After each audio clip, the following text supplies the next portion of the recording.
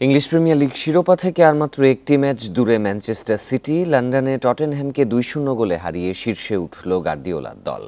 অন্যদিকে লা লিগায় গোল উৎসব করেছে চ্যাম্পিয়ন রিয়াল মাদ্রিদ, আলাভেসকে হারিয়েছে 5-0 ব্যবধানে। বড় ম্যাচ হোঁচট খেলেই হাতছাড়া হয়ে যেতে পারে আরাধ্য শিরোপা। এমন অবস্থায় টটেনহ্যামের মাঠে দারুণ ফুটবল উপহার দিল গার্দিওলার দল। লিগে টানা 22 ম্যাচ অপরাজয় থাকা সিটি দেখালো কেন তারা শিরোপা দৌড়ের সেরা। সিটিজেনদের ত্রাতা হয়ে আসেন আর্লিং হালান্ড।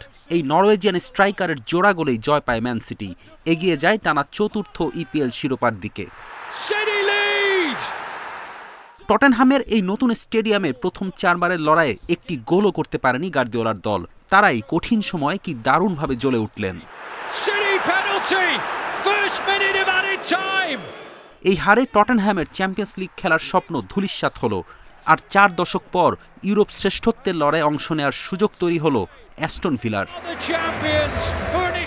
এদিকে লা লিগায় গোল উৎসব করেছে চ্যাম্পিয়ন রিয়াল মাদ্রিদ। ঘরের মাঠ সান্তিয়াগো বার্নাব্যুতে খেলা, সেখানে রিয়ালের কাছে পাত্তাই পায়নি প্রতিপক্ষ আলাভেস। গোলবন্যায় ভাসিয়ে 5-0 ব্যবধানে জয় ছিনিয়ে নিয়েছে লস ব্লাঙ্কোস। জোড়া গোল করেন ভিনিসিয়াস জুনিয়র। স্কোরশিটে আরও নাম লেখান বেলিংহাম, ভালভার্দে ও গুলার। ফেরদৌস ইসলাম, ইন্ডিপেন্ডেন্ট নিউজ।